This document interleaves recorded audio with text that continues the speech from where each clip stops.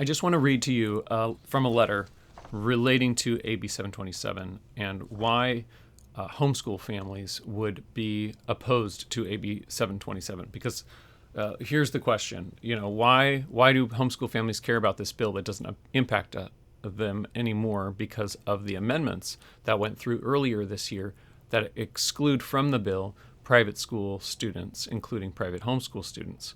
While the bill still does directly impact students in schools that are government funded schools, whether it's at the university level, junior colleges, high school, charter school, elementary school, all of those schools are included. But what about private school students and private homeschool students? Why do they care about this bill if it doesn't apply to them? Well, that's what this letter is trying to address. So although AB 727 may appear to affect only government-funded schools, homeschool families strongly oppose this bill because of the dangerous precedent it sets for all families in California. So it's not just the immediate impact of the bill, the direct things that are in the bill, but it's a broader principle of the precedent that it sets for families as an idea. Families are an important part of our society, and when the government has overreach into the family structure, we end up with problems. If you go back and look at the idea of jurisdictional authority, and you have the civil government separate from the family government, and when the civil government steps into the role of the family or the parent in the situation of a family government situation, you're setting yourself up for problems, and it's a problem in and of itself because it's civil government getting out of their lane and into the family's lane and taking over where they have no business. There are situations where the civil government has a responsibility to protect people, but that's not what this is about. This is about usurping authority and taking over a parent's responsibility for their children. So let's go on. Undermines parental authority. AB 727 forces a government-approved worldview into the lives of students, eroding the foundational principle that parents, not the state, bear the primary responsibility for guarding their children. Remember that the ID cards in AB 727, the ID cards that are connected to each student in the school system, these ID cards would be they would be given a special phone number for the Trevor Project that would be placed on all these ID cards so that students would have access to counseling services from the Trevor Project.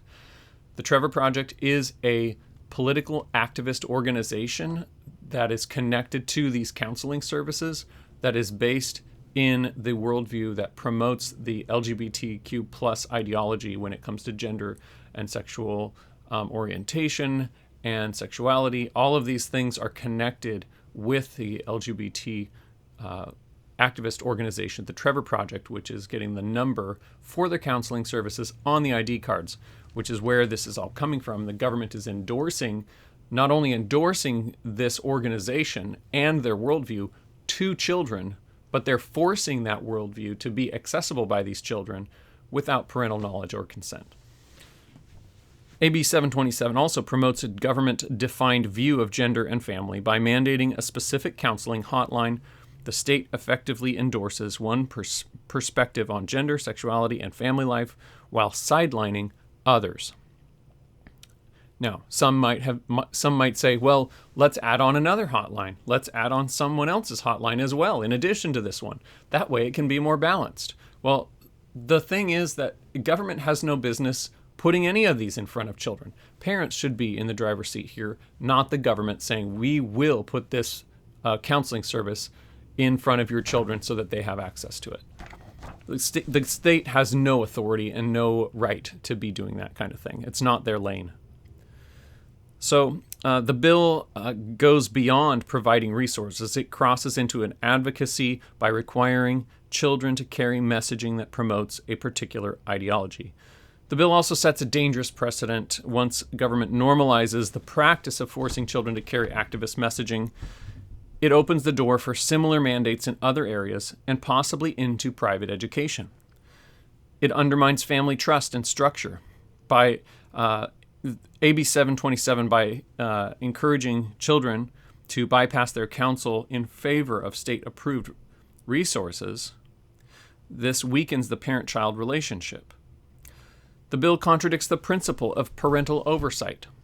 Parents should direct the moral, philosophical, and developmental guidance of their children, not the state.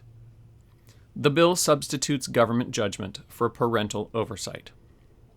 And finally, this bill is a slippery slope toward governmental control. AB 727 is part of a broader trend of state encroachment into family life. If the state can require activist counseling on ID cards, what stops it from mandating ideological content in textbooks, curricula, and even extending into private and home education? Parental oversight and freedom of conscience. Families, regardless of religious background, have the right to determine the values and frameworks presented to their children. This bill undermines that freedom. Government overreach into family life. AB 727 represents state intrusion into one of the most private and essential areas of life, the formation of children's moral and personal identity. So I hope this can be of help to you understanding why do we still care about this bill. It's a dangerous bill. It's a threat to children immediately, but it's a threat to the big picture of the family, education, and the relationship between parents and their children in California and across the country. So join with us and oppose AB 727. Call your state senator today and ask them to vote no on AB 727 because it undermines the family, puts children at risk, and alienates children from their parents by forcing the state in between and setting up a government-enforced ideology on gender and family. Thank you.